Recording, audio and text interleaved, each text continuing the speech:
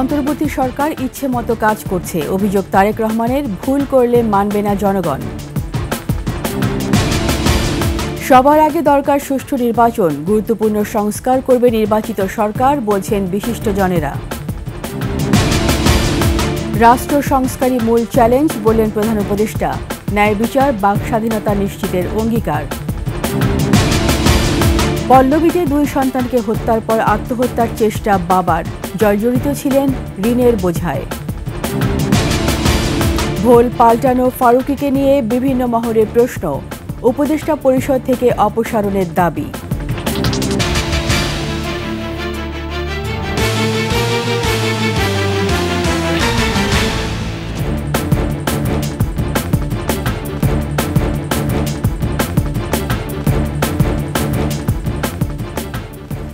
শুনছিলেন সংবাদ শিরোনাম। আমন্ত্রণ রাতের 21 সংবাদে, সাথে আছি আমি রীতা চৌধুরী। দর্শক, 21 টেলিভিশনের সংবাদ একই সাথে সরাসরি দেখতে পাবেন আমাদের ফেসবুক পেজ www.facebook.com/2124 অনলাইনে। সাবস্ক্রাইব করতে পারেন www.youtube.com/@21tv চ্যানেলে। এছাড়া সংবাদে আরও থাকছে গ্ল্যামার ওয়ার্ল্ড থেকে ব্যবসায়ী, তদবিরে পটিয়সী অভিনেত্রী শমী, ঘরে পড়তেন লোভাতুর মন্ত্রী আমলা ব্যবসায়ীরা।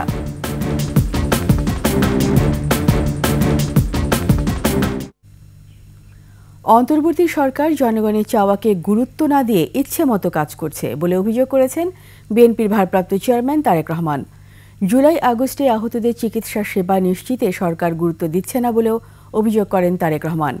এদিকে সময় যত গড়াবে সমস্যা ততই বাড়বে বলে মন্তব্য করেছেন বিএনপির মহাসচিব মির্জা ফখরুল ইসলাম আলমগীর। আরও জানাচ্ছেন ওমর ফাহিম। রাজধানীর ইঞ্জিনিয়ার্স ইনস্টিটিউটে জাতীয়তাবাদী টেক্সটাইল ইঞ্জিনিয়ার্স অ্যাসোসিয়েশনের 3য় কাউন্সিল। প্রধান অতিথি হিসেবে ভার্চুয়ালি যোগ দেন বিএনপির ভারপ্রাপ্ত চেয়ারম্যান তারেক রহমান। উপস্থিত ছিলেন দলের মহাসচিব মির্জা ফখরুল ইসলাম আলমগীর সহ সিনিয়র নেতারা।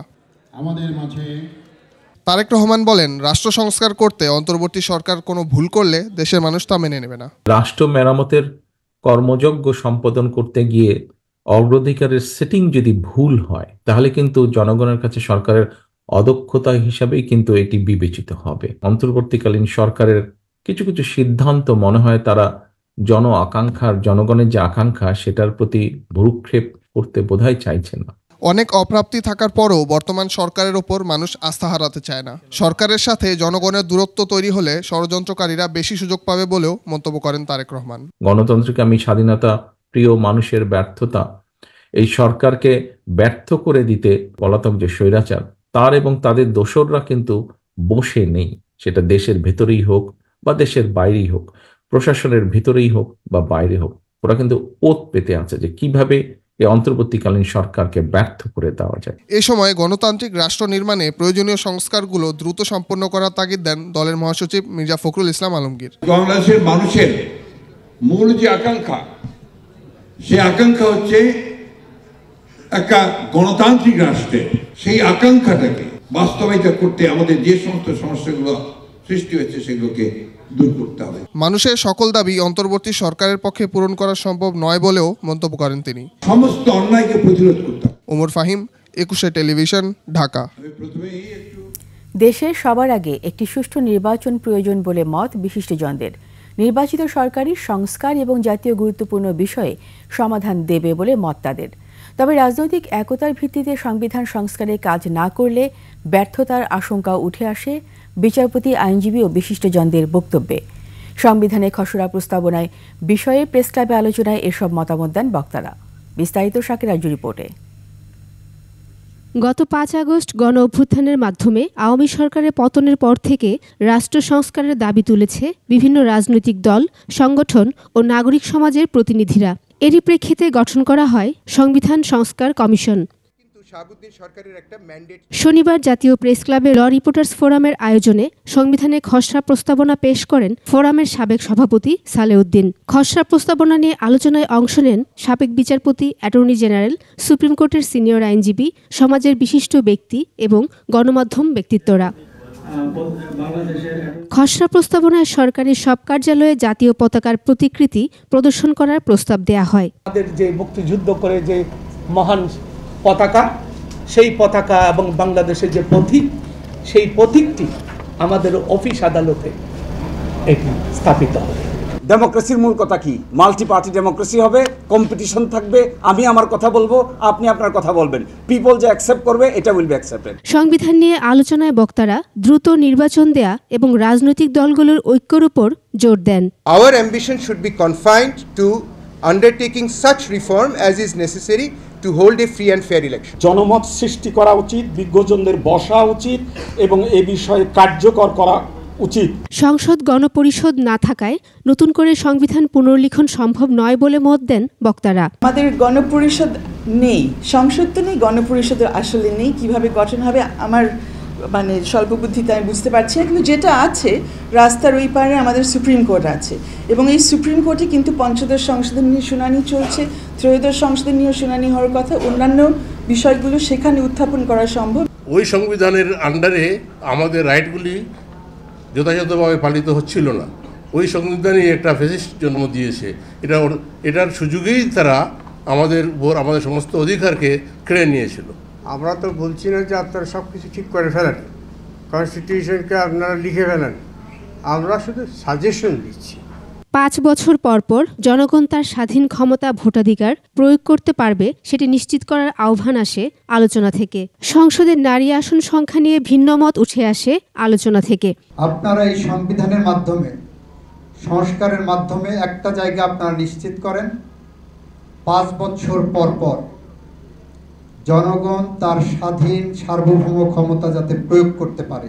100টা সিট নারীদের জন্য সংরক্ষিত করে এবং ঘূর্ণায়মান পদ্ধতিতে সরাসরি নির্বাচনের মাধ্যমে আমরা নারীদেরকে ক্ষমতায়নের একটা সুযোগ করে দেওয়া আমার মনে হয় গুরুত্বপূর্ণ।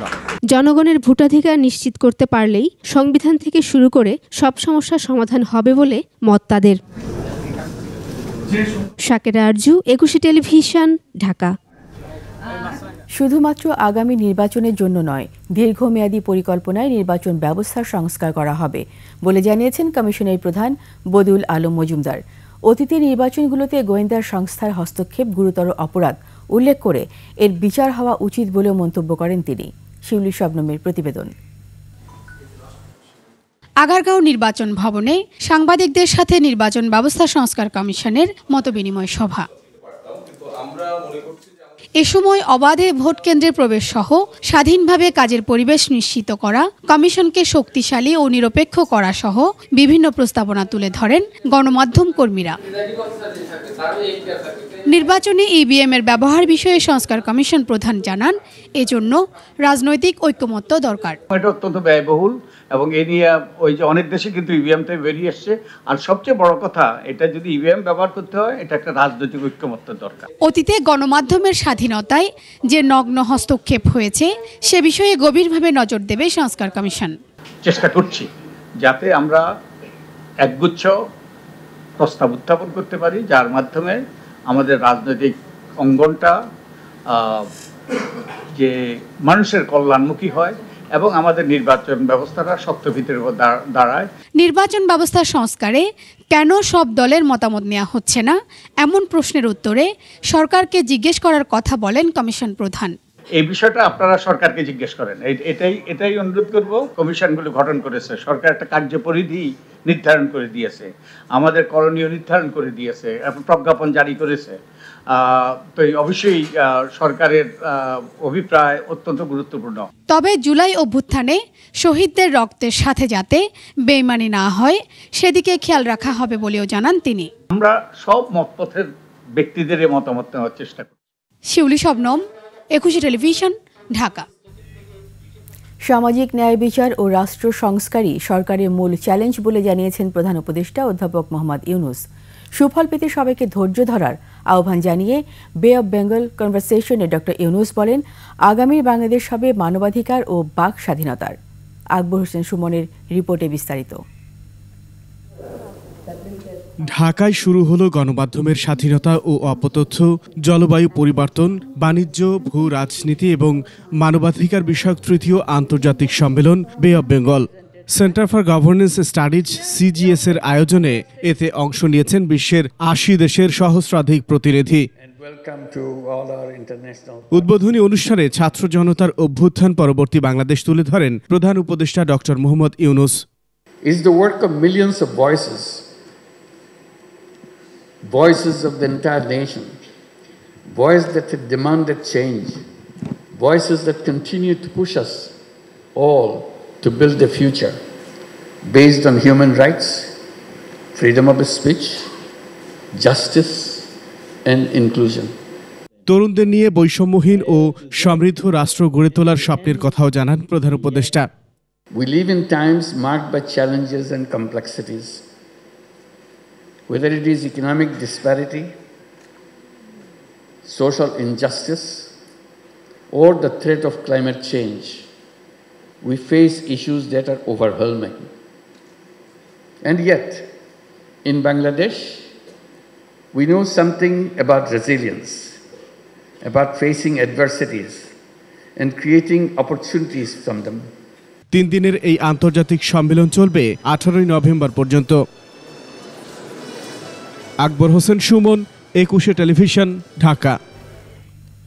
রাজধানী পল্লবীতে 2 শিশু সন্তানকে গলা কেটে হত্যার পর নিজের গলায় ছুরি চালিয়ে আত্মহত্যার চেষ্টা করেছেন মোহাম্মদ আহাদ নামের এক ব্যক্তি। পরে তাকে উদ্ধার করে ঢাকা মেডিকেল কলেজ হাসপাতালে পাঠিয়েছে পুলিশ। পুলিশ ও স্বজনরা বলছে পারিবারিক কলহ, আর্থিক অনটন সহ ঋণ পরিশোধ করতে না পেরে এই কাণ্ড ঘটিয়ে থাকতে পারে আহাদ। মফিউর রহমানের রিপোর্ট। 7 বছরের রোহান ও 3 বছরের মুসা নামের 2 ফুটফুটে শিশুকে নিজ হাতে জবাই করে হত্যা করেছে পিতা আহাদ। পরে নিজের গলায় ছুরি চালিয়ে আত্মহত্যার চেষ্টা করে সে। পুলিশ ঘটনাস্থল থেকে 2 শিশুর লাশ উদ্ধার করে কুর্মিটোলা হাসপাতালে পাঠায়, আর তাদের পিতা আহাদকে আশঙ্কাজনক অবস্থায় ঢাকা মেডিকেল কলেজ হাসপাতালে পাঠায়। শিশু দুটির মা নূরজাহান বলেন, সকালে শিশু দুটিকে বাসায় রেখে তিনি কাজে গিয়ে এই খবর পান। আর্থিক অনটন ও পাওনাদারদের চাপ ছিল বলেও জানান তিনি। প্রতিদিন কিন্তু 2 বাচ্চা আমার সাথেই আমার সাথে করে নিয়ে যাই। আজকে ও যখন বাসায় তো আমার বললাম যে আসো তোমরা আমার সাথে, তো ওর আব্বু বলতেছে যে না, আজকে আমি বাসায় আসছি, তাকুক আমার কাছে তুমি যাওগা। তো ওর বাবা যখন বলতেছে তো আমি তো জোর করে নিতে পারি না। তা আমি আচ্ছা তুমি তাকো, আমি যাও জায়গা পাক করে রেখে আসি। 9:30টায় করতে বের হয়েছি, 10:30 বাজে আমার কাছে খবর গেছে যে 2টারে জবাই করে আসছে। বাড়ির মালিক ও এলাকাবাসী বলছে আহাদের কোনো প্রকার বাজে অভ্যাস ছিল না। তো এরকম আমি দেখি নাই যে 2 জনে মারামারি করে। আমরা না আসছি 2 মাস, কিন্তু আমাদের এলাকায় থাকে বড় 10 বছরের মতো। পিতা তার 2 সন্তানকে জবাই করে আর কি ফেলে রাখছে।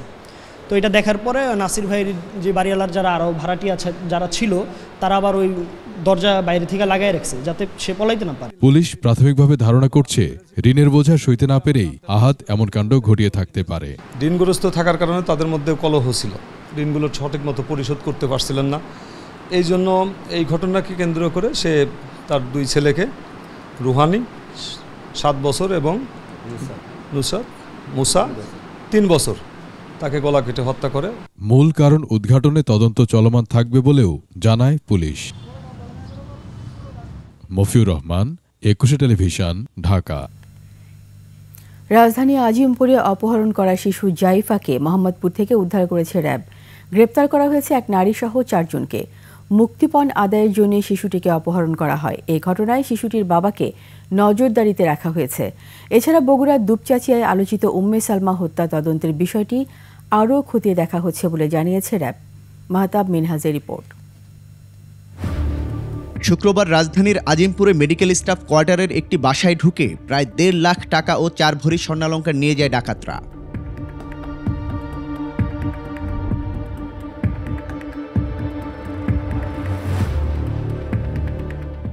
শুধু মালামাল নিয়ে ক্ষান্ত থাকেনি, নিয়ে যায় বাসার 8 মাসের শিশু জাইফাকেও।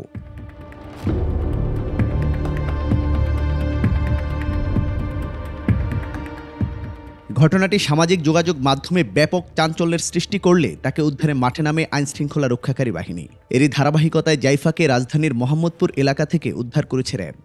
16 নভেম্বর রাত 1:30-এ আদাবরের নবীনগর হাউজিংয়ের একটি বাসা থেকে অপহৃত শিশুকে উদ্ধার করতে সক্ষম হয়েছে।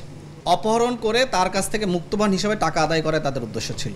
প্রাথমিক জিজ্ঞাসাবাদে অভিযুক্তরা ঘটনার সাথে নিজেদের সম্পৃক্ততার কথা স্বীকার করেছে বলে জানানো হয়। অপহরণকারী চক্রের যে নারী সদস্য, তার দেওয়া তথ্য মতে তাদের নাম হচ্ছে সুমন, রায়হান এবং হাসান।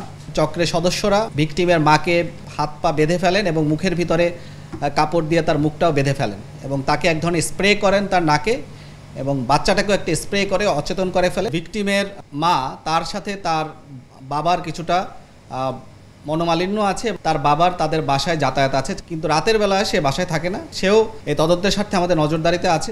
সংবাদ সম্মেলনে সাংবাদিকদের প্রশ্নোত্তর পর্বে উঠে আসে বগুড়ার দুপচাচিয়ার আলোচিত উম্মে সালমা হত্যা তদন্তের বিষয়টি। তখন এই কর্মকর্তা জানান, র্যাব এবং পুলিশের 2 রকম তদন্ত প্রতিবেদনের বিষয়টি আরও খতিয়ে দেখা হবে। র্যাবের এই তদন্তে যদি কোনো গাফিলতি থাকে এবং কোনো ধরনের যদি আমাদের তথ্যগত বা প্রক্রিয়াগত কোনো ধরনের ভুল থাকে এবং এই প্রক্রিয়ার সাথে যদি কেউ দায়ী হয়, আমরা অবশ্যই এটাকে খতিয়ে দেখব। সঠিক তদন্তের স্বার্থে প্রয়োজনে পুলিশকে সহায়তার কথা জানান তিনি। যদি আমাদের কোনো সহায়তার দরকার হয়, আমরা অবশ্যই সহায়তা করব। মাহতাব মিনহাজ, 21 টেলিভিশন, ঢাকা। 16 বছর ধরে আওয়ামী লীগ সরকারের সুবিধা ভোগ করেছে, তবে হাসিনা পতনের কিছুদিন আগে ভোল পাল্টা নির্মাতা মোস্তফা সরোয়ার ফারুকী, তারপর হয়ে যান অন্তর্বর্তী সরকারি উপদেষ্টা। কোন যোগ্যতায় ফারুকীকে উপদেষ্টা করা হয়েছে তা নিয়ে প্রশ্ন উঠেছে নানা মহলে। বৈষম্য বিরোধী ছাত্র আন্দোলন ও সুশীল সমাজের পাশাপাশি আলেমরাও ফারুকীকে উপদেষ্টা হিসেবে দেখতে চান না। মানিক শিকদারের রিপোর্ট। একটা কোণা দিয়ে দিও। দেশের ইতিহাসে সবচেয়ে বড় বাজেটের চলচ্চিত্র মুজিব একটি জাতির রূপকার চলচ্চিত্রে অভিনয়ের জন্য আরিফিন শুভর বরাদ্দকৃত সরকারি প্লট বাতিল হলেও নুসরাত ইমরোজ তিশা হয়েছেন পুরস্কৃত। তার স্বামী মোস্তফা সরোয়ার ফারুকী পেয়েছেন উপদেষ্টার পদ। এ নিয়ে চলছে নেটিজেনদের আলোচনা সমালোচনা। নতুন 3 উপদেষ্টা শপথের দিন থেকেই ছাত্র জনতার মধ্যে প্রতিক্রিয়া দেখা যায়। শাহবাগে যে ফ্যাসিবাদের বীজ রোপিত হয়েছিল সেটা বিরুদ্ধে পরবর্তীতে তিনি গিয়েছেন এক সময় ইত্যাদি বলেছেন, কিন্তু মুজিব প্রশ্নে তার স্থানটা কোথায় এবং মুজিবকে ব্যবহার করে যে ফ্যাসিবাদের একটা আইকন তৈরি করা হয়েছিল হিটলারের মতো, এ ব্যাপারে তার মতামত আরও অনেক কিছু তাকে স্পষ্ট করতে হবে। জনপ্রিয় বেশ কিছু নাটক চলচ্চিত্রের নির্মাতা মোস্তফা সরোয়ার ফারুকী, তবে তার নির্মিত নাটক চলচ্চিত্রের কাহিনী ও সংলাপ নিয়ে আছে বিতর্ক। তুমি আমার সঙ্গে লিটনের ফ্ল্যাটে চলো, এর চেয়েও নিরিবিলি। রাজনীতিবিদ ও আলেম সমাজের প্রতিনিধিরা এই উপদেষ্টা নিয়োগ নিয়ে প্রশ্ন তুলেছেন। সমাজ বিধ্বংসী যে সংস্কৃতি বলয়টা তারা দীর্ঘ 15 বছরে তৈরি করেছিল, এই সংস্কৃতি বলয়টাকে রক্ষা করার জন্যে তারা এই মোস্তফা সরোয়ার ফারুকীর মতো একজন লোক এখানে বসায়। কোটা না মেধা এই স্লোগানে আন্দোলনের সাফল্য এলেও মোস্তফা সরোয়ার ফারুকীকে বিশেষ কোটায় নিয়োগ দেওয়া হয়েছে বলে মনে করছেন আলেমরা। আমরা জীবন দিয়েছি, প্রাণ দিয়েছি, আমাদের দাবি বেশি। আমার অনেক হাফেজরা জীবন দিয়েছেন, অনেক আলেম ওলামারা জীবন দিয়েছেন। সেখানে মোস্তফা সরোয়ার ফারুকীর মতন একজন উপদেষ্টা হুট করে এসে বসে পড়বে আর আমরা মেনে নেব, এটা অসম্ভব ব্যাপার। ফেসিবাদের সুবিধা নিয়ে নাটক চলচ্চিত্রে ইসলাম বিরোধী বিজাতীয় সংস্কৃতির অনুপ্রবেশ ঘটিয়েছেন এমন ব্যক্তি উপদেষ্টা হলে জাতি আরো সংকটে পড়বে বলে মনে করেন ইসলামী চিন্তাবিদরা। সমকামিতা, পরকীয়া এবং সমাজ বিধ্বংসী, আমাদের মূল্যবোধ বিধ্বংসী যে সংস্কৃতি আছে, এটা যাতে আমাদের সমাজে প্রকাশ করতে না পারে, আমরা সুনির্দিষ্টভাবে এই বিষয়ে কথা বলেছিলাম, কিন্তু দেখা গেল ঠিক ওইরকম একটা উদ্যোগই তারা গ্রহণ করলো। অবিলম্বে ফারুকীর পদত্যাগ দাবি করেছেন তারা। সর্বজনীন সিদ্ধান্তের মাধ্যমে উপদেষ্টা নিয়োগ করতে হবে, অন্যথায় আমরা আবারও রাস্তায় নামতে বাধ্য হব। মানিক শিকদার, 21 টেলিভিশন, ঢাকা। শমী কায়সারের আবদার ফেলতে পারতেন না লোভাতুর মন্ত্রী, আমরা ও ব্যবসায়ীরা। এই সুযোগটি কাজে লাগিয়েছেন তিনি। সচিবালয়ের তদবিরে দারুণ পটিয়সী ছিলেন শমী কায়সার। হাসিনা সরকারের ঘনিষ্ঠ ব্যবসায়ীদের ঘোরের মধ্যে ফেলতেও তিনি ছিলেন পারদর্শী। আর এসব করে ব্যবসায়ীদের শীর্ষ সংগঠন FBCCI এর পরিচালক ও ই-কমার্স অ্যাসোসিয়েশনের প্রেসিডেন্টের পদও বাগিয়ে নিতে সক্ষম হন গ্ল্যামার জগৎ থেকে ব্যবসায়ী বনে যাওয়া শমী কায়সার। আরও দেখুন সঞ্জয় অধিকারী রিপোর্টে।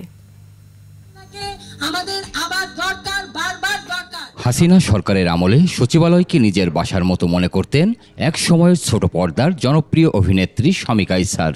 আমরা সবাই শেখ হাসিনার নেতৃত্বে বাংলাদেশের পক্ষে। তদবিরের জন্য ঘুরে বেড়াতেন মন্ত্রণালয় থেকে মন্ত্রণালয়ে। কখনো নিজের জন্য, আবার কখনো অন্যের হয়ে মন্ত্রী আমলাদের কাছে যেতেন নানা আবদার নিয়ে। এক সময়ের এই গ্ল্যামার গার্লের আবদার ফেলতে পারেননি লোভাতুর অনেক আমলা। হাসিনা সরকারের একাধিক প্রভাবশালী মন্ত্রী ও নেতার সাথেও সুসম্পর্ক ছিল শমী কায়সারের। এসব ব্যবহার করেই কামান বিপুল অর্থ। এখনো শেখ হাসিনার দোসররা আমাদের দেশে চড়ে বেড়াচ্ছে। শেখ হাসিনার দোসর শমী কায়সার। কাঁচা পয়সার গরমে শমী আরও বেপরোয়া হয়ে ওঠেন। প্রভাব খাটিয়ে দখল করেন ই কমার্স উদ্যোক্তাদের সংগঠন ইক্যাব। একইভাবে ব্যবসায়ীদের শীর্ষ সংগঠন FBCCI এর পরিচালক পদও পেয়ে যান তিনি। বঙ্গবন্ধু ইনোভেশন গ্রান্ট বিগে সর্বশ্রেষ্ঠ স্টার্টআপকে দেয়া হবে 1 কোটি টাকা অনুদান। এছাড়া শাহজালাল আন্তর্জাতিক বিমানবন্দর থেকেও শমী কায়সার কামিয়েছেন অন্তত 100 কোটি টাকা। প্রতিযোগিতামূলক দরপত্র ছাড়াই সেখানকার ধানসিঁড়ি নামে লাউঞ্জটি শমী কায়সার ইজারা নেন। তবে সেটি তিনি নিজে পরিচালনা না করে সিটি ব্যাংককে ভাড়া দিয়ে মাসে 2 কোটি টাকা আয় করেছেন, যদিও এখনও তিনি ইজারার প্রায় 80 লাখ টাকা বকেয়া রেখেছেন। শমী কায়সারের বিরুদ্ধে ওঠা অভিযোগ খতিয়ে দেখতে 2022 সালে বিমান মন্ত্রণালয়কে চিঠি দেয় দুদক। এই চিঠি পাওয়ার পর বিমান মন্ত্রণালয় বেবিচককে তদন্ত করে ব্যবস্থা নেওয়া ও প্রতিবেদন পাঠানোর নির্দেশনা দেয়, কিন্তু আজ অবধি সেই প্রতিবেদন মন্ত্রণালয়ে পাঠানো হয়নি। এসব বিষয়ে জানতে শমী কায়সারের ধানসিঁড়ি কমিউনিকেশনসের অফিসে গিয়েও দায়িত্বশীল কাউকে পাওয়া যায়নি। কাজ করতেছে আর আমাদের পার্মানেন্ট লোকটা শুক্রশনি বন্ধ থাকে। অন্য সময় কি আসতেছে না। আওয়ামী লীগ সরকারের পতনের পর সম্প্রতি এক ব্যবসায়ীকে হত্যাচেষ্টার মামলায় গ্রেপ্তার হন অভিনেত্রী থেকে ব্যবসায়ী হয়ে ওঠা শমী কায়সার। সঞ্জয় অধিকারী, 21 টেলিভিশন, ঢাকা। নিচ্ছি সংবাদ বিরতি। যখন ফিরব তখন অন্যান্য খবরের সঙ্গে আরও থাকবে। সম্ভাবনা থাকলেও মানহীন পণ্যে হুমকির মুখে প্রসাধনী শিল্প, ভোক্তারা আক্রান্ত নানা রোগে। আবার আমন্ত্রণ রাতের 21 সংবাদে। জুলাই আগস্টের সামগ্রিক অভ্যুত্থানকে যারা ধারণ করে তাদের দিয়েই অন্তর্বর্তী সরকার পরিচালিত হওয়া দরকার বলে মন্তব্য করেছেন জুলাই শহীদ স্মৃতি ফাউন্ডেশনের সাধারণ সম্পাদক সার্জিস আলম। আর সমাজ কল্যাণ উপদেষ্টা শারমিন এস মুর্শিদ বলেছেন, গণ অভ্যুত্থানে শহীদ পরিবার ও আহতদের পাশে থাকতে সরকার প্রতিজ্ঞাবদ্ধ। রংপুর বিভাগের প্রতিনিধি লিয়াকত আলী বাদলের তথ্যচিত্রে দেখুন ডেস্ক রিপোর্ট। জুলাই শহীদ স্মৃতি ফাউন্ডেশনের উদ্যোগে শিল্পকলা একাডেমি মিলনায়তনে আয়োজিত অনুষ্ঠানে রংপুর বিভাগের বৈষম্য বিরোধী আন্দোলনে শহীদ ও আহত 44 পরিবারের মাঝে 5 লাখ টাকা করে অনুদানের চেক বিতরণ করা হয়। এ সময় শহীদ পরিবারের সদস্যরা খুনিদের দ্রুত গ্রেফতার করে বিচারের আওতায় আনার দাবি জানান। এই যে আমার শহীদ শাকিনুর যে শহীদ হয়ে গেল তাদের আমরা বিচার চাই। এইরকম মানিক যেন আরো অন্য কোনো মানিককে জীবন দিতে না হয়। যে সাইদ হত্যা মামলার আসামিরা এখনও ঘুরে বেড়াচ্ছে, ওদেরকে ধরার জন্য আমাদের বিশেষভাবে অনুরোধ এবং ওদেরকে আইনের আওতায় এনে উপযুক্ত শাস্তির ব্যবস্থা করার দরকার।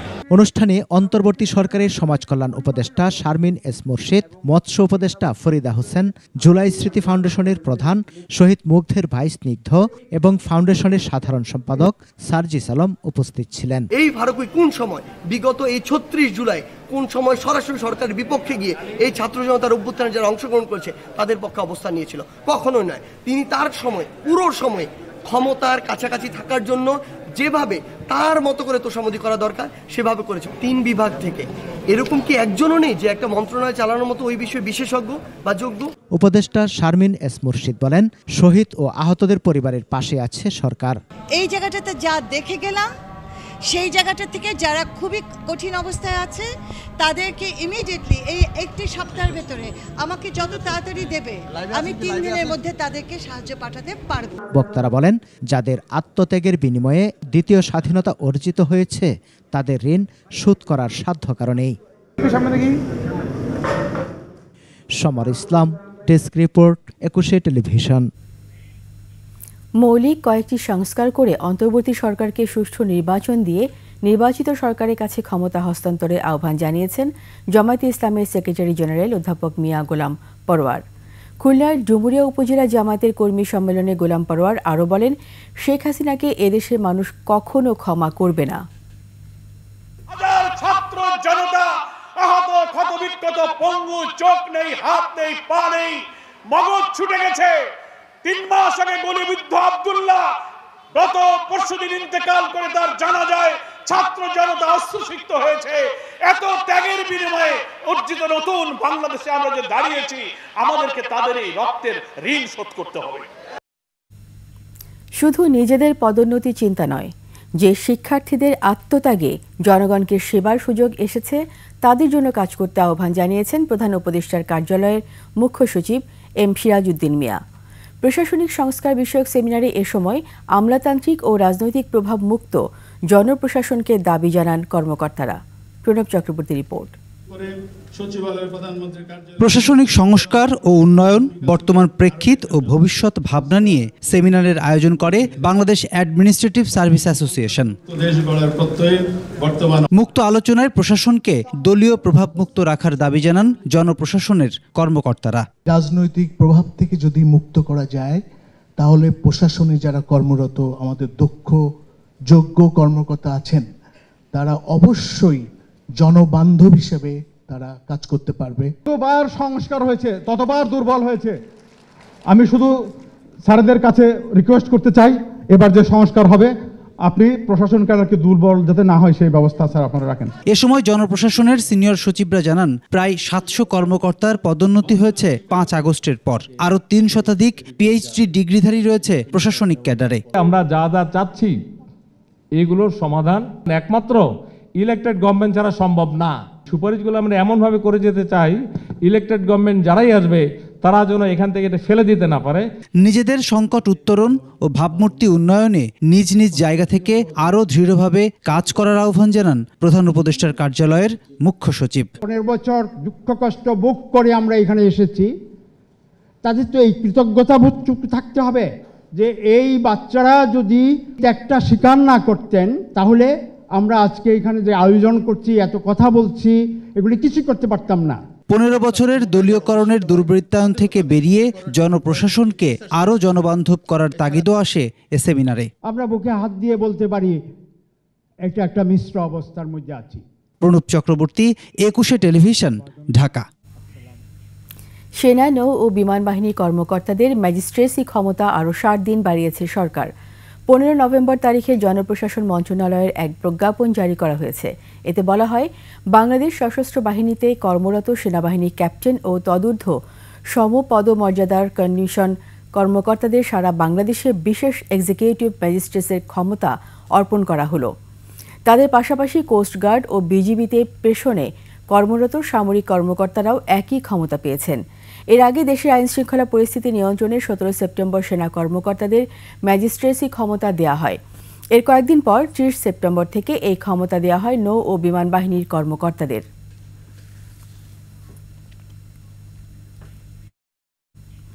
বিপুল সম্ভাবনা থাকলেও নকল মানহীন পণ্যের কারণে হুমকির মুখে দেশের প্রসাধনী শিল্প। এসব ভেজাল পণ্যের কারণে ভোক্তারা আক্রান্ত হচ্ছেন নানা রোগে। বিএসটিআই গেল 2 বছরে অন্তত 19টি কোম্পানির মানহীন পণ্য বিক্রি বন্ধ করেছে। নিয়মিত অভিযান চালাচ্ছে ভোক্তা অধিকার সংরক্ষণ অধিদপ্তরও। বিশেষজ্ঞরা বলছেন, কেবল অভিযান নয়, ভেজাল নকল পণ্য বন্ধে সচেতনতা বাড়াতে হবে ভোক্তা পর্যায়ে। তৌহিদুর রহমানের 2 পর্বের ধারাবাহিক প্রতিবেদনের আজ শেষ পর্ব।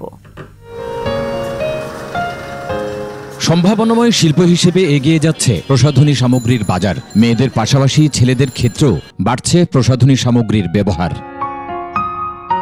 চাহিদা বাড়ায় দেশের নামী কয়েকটি কোম্পানির পাশাপাশি আন্তর্জাতিক মানের নতুন কারখানাও গড়ে উঠেছে। এসব কারখানা থাকার পরও দেশের প্রসাধনী শিল্প আস্থাহীনতায় রয়েছে। এর অন্যতম কারণ বাজারে নকল এবং ভেজাল পণ্য। বিশেষ করে রাজধানী ঢাকার চকবাজার এবং মৌলভীবাজারে নকল ও ভেজাল পণ্যে সয়লাব। দেশের প্রান্তিক এলাকার খুচরা বিক্রেতারাও এখান থেকে নকল ভেজাল পণ্য কিনে ছড়িয়ে দিচ্ছেন সারা দেশে। এগুলো তো হচ্ছে ওদের মানে কোনো ব্র্যান্ড নাই, ওরা নানান ব্র্যান্ডকে কপি করে মানে মূলত মার্কেটে ছাড়ে। আসল প্রোডাক্ট কই পাওয়া যায়, এই জন্য এটা অনেক সেন্সিটিভ বিষয়। একটা জিনিসের বলা হয় যে অনেক কপি রেপ্লিকা বের হয়, কারণ ওগুলো ইউজ করি না, ওগুলো ইউজ করলে ত্বকের একটু মানে সাইড এফেক্ট থাকতে পারে। চকবাজার মৌলভীবাজারের ব্যবসায়ীরাও ভেজাল এবং মানহীন পণ্যের বিষয়টি স্বীকার করেছেন। একটা এলাকায় যেমন ভালো মন্দ মানুষ থাকে, ভালো মন্দ প্রোডাক্টও থাকতে পারে। আর আমাদেরও এই সবখানে ইম্পোর্টেড থেকে নেওয়া সম্ভব না, আমাদের আগে যেমন নিতে হয় কিছু না, দোকানদারি চলে না। বিশ্ব স্বাস্থ্য সংস্থার জরিপ বলছে বাংলাদেশে 2020 সালে স্কিন ক্যান্সারে আক্রান্ত হয়ে অন্তত 850 জন মানুষ মারা গেছেন। সবার মনে হয় ধারণাটা যে আমি ফর্সা হলে সুন্দর হব, সেটা ছেলে মেয়ে উভয় ক্ষেত্রেই হচ্ছে। সো ফর্সাকারী ক্রিম ব্যবহার করে দেখা যাচ্ছে যে স্কিনটা পুরো জ্বলে যাচ্ছে, বার্ন করে ফেলছে এবং ওই বার্ন কিন্তু আর রিকভার করা যায় না। নকল প্রতিরোধে অভিযান চালানো হয়েছে জানিয়ে ভোক্তা অধিকার সংরক্ষণ অধিদপ্তরের মহাপরিচালক নীতি নৈতিকতার তাগিদ দিয়েছেন। আমাদের কমিটমেন্টের অভাব আছে। একটা দেশে বা যে কোনো একটা সমাজে অপরাধ করে থাকে অত্যন্ত মুষ্টিমেয় কিছু ব্যক্তি, যেখানে যাওয়া হোক সেখানেই ত্রুটি বিচ্যুতি আছে। বিএসটিআই বলছে খোলা বাজারে অবৈধ রং ফর্সাকারী স্কিন এবং লোশন থাকায় নিষিদ্ধ করা হয়েছে অন্তত 19টি কোম্পানির পণ্য উৎপাদন এবং বিপণন। মোবাইল কোর্টের মাধ্যমে গেল 2 বছরে অন্তত 1,77,62,000 কোটি টাকা জরিমানা করা হয়েছে। যেখানে আমরা অবৈধ প্রতিষ্ঠানের সন্ধান পাচ্ছি সেখানে আমরা অভিযান পরিচালনা করে অবৈধ প্রতিষ্ঠান সেটা তাকে সিলগালা করা বা জরিমানা করা বা জেল দেওয়া, এই কাজগুলি আমরা প্রতিনিয়ত করছি। তবে ব্যবসায়ীরা বলছেন কেবল মোবাইল কোড নয়, নকল বন্ধে সবার আগে সচেতনতা বাড়াতে হবে। কনজিউমাররা যদি এই ব্যাপারে একটা জ্ঞান অর্জন করতে পারে তাহলে মার্কেটে যে স্মাগলিং আছে সেটা অথবা নকল করার যে প্রবণতা সেটা অনেকাংশে কমে যাবে। আস্থাহীনতা দূর করতে পারলে এগিয়ে যাবে দেশের প্রসাধনী সামগ্রী, এমনটাই বলছেন সংশ্লিষ্টরা। তৌহিদুর রহমান, 21 টেলিভিশন, ঢাকা। সময় হয়েছে আবার একটি সংবাদ বিরতির। যখন ফিরবো তখন অন্যান্য খবরের সঙ্গে আরও থাকবে। ঢাকায় হচ্ছে স্পোর্টস ভিলেজ, জুলাই বিপ্লবের শহীদদের নামে জেলা উপজেলার স্টেডিয়াম।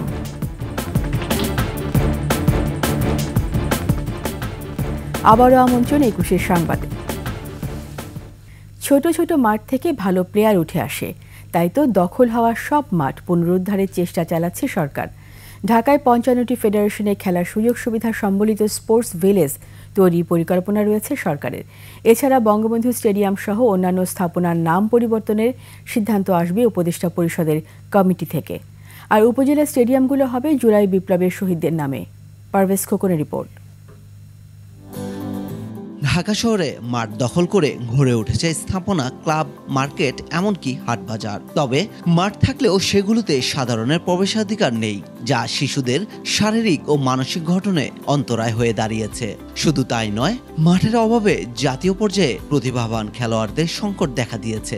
এমন অবস্থায় দখল হওয়া সেসব মাঠ পুনরুদ্ধার করার আশ্বাস দিয়েছেন যুব ও ক্রীড়া উপদেষ্টা আসিফ মাহমুদ সজীব ভুঁইয়া। বঙ্গবন্ধু স্টেডিয়ামের একটা স্টেডিয়াম তো এরকম হতে পারে না, ভেতরে ঘিঞ্জি অবস্থা, ময়লা ফেলে রাখা। সৌন্দর্য বর্ধনের জন্য আমরা ব্যবস্থা নেব। জুলাই আগস্ট গণ অভ্যুত্থানে শহীদদের নামে উপজেলা পর্যায়ে 220টির বেশি স্টেডিয়াম স্থাপনের নীতিগত সিদ্ধান্ত নিয়েছে যুব ও ক্রীড়া মন্ত্রণালয়। প্রতিবন্ধীদের জন্য সংসদ ভবন সংলগ্ন শহীদ ফারহান ফায়াজ মাঠ উদ্বোধন করে এসব বলেন ক্রীড়া উপদেষ্টা। এই মাঠগুলো আমরা পুনরুদ্ধার করব যেগুলো দখল হয়ে গেছে, এবং বাকি মাঠগুলোকেও যথাযথ সংস্কারের মাধ্যমে খেলাধুলার উপযোগী করে গড়ে তুলব। আর শুধু স্টেডিয়াম না, স্টেডিয়ামে তো একদম অ্যাডভান্স লেভেলের খেলাধুলাটা হয়, কিন্তু আমাদের খেলোয়াড়রা তো উঠে আছে এই ছোট ছোট মাঠ থেকেই। 2025 সালের পাঠ্য বইতেও জুলাই আগস্ট অভ্যুত্থান নিয়ে একটি অধ্যায় সংযোজন করা হচ্ছে, এবং যেখানে শহীদদের স্মৃতিকথা লেখা থাকবে বলেও জানান ক্রীড়া উপদেষ্টা। যে যে জায়গায় নামগুলো পরিবর্তন করা প্রয়োজন বলে মনে হচ্ছে, অথবা নতুন যেই কাঠামোগুলো আমরা করছি, বিভিন্ন উপজেলা স্টেডিয়াম হচ্ছে এবং এখানে আজকে একটা খেলার মাঠ হলো, এই কাঠামোগুলোতে যেন আমাদের শহীদদেরকে স্মরণে রাখার ব্যবস্থা করা যায়।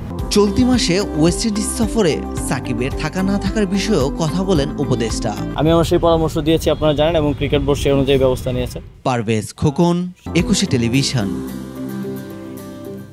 এরই সাথে শেষ করছি রাতের 21 সংবাদ। যাবার আগে ফায়ার সিকিউরিটি সংবাদ শিরোনামগুলো আরও একবার। অন্তর্বর্তী সরকার ইচ্ছে মতো কাজ করছে, অভিযোগ তারেক রহমানে, ভুল করলে মানবে না জনগণ। সবার আগে দরকার সুষ্ঠু নির্বাচন, গুরুত্বপূর্ণ সংস্কার করবে নির্বাচিত সরকার, বলছেন বিশিষ্ট জনেরা। রাষ্ট্র সংস্কারই মূল চ্যালেঞ্জ, বললেন প্রধান উপদেষ্টা, ন্যায় বিচার বাক স্বাধীনতা নিশ্চিতের অঙ্গীকার। পল্লবীতে 2 সন্তানকে হত্যার পর আত্মহত্যার চেষ্টা বাবার, জর্জরিত ছিলেন ঋণের বোঝায়। ভোল পাল্টানো ফারুকীকে নিয়ে বিভিন্ন মহলে প্রশ্ন, উপদেষ্টা পরিষদ থেকে অপসারণের দাবি।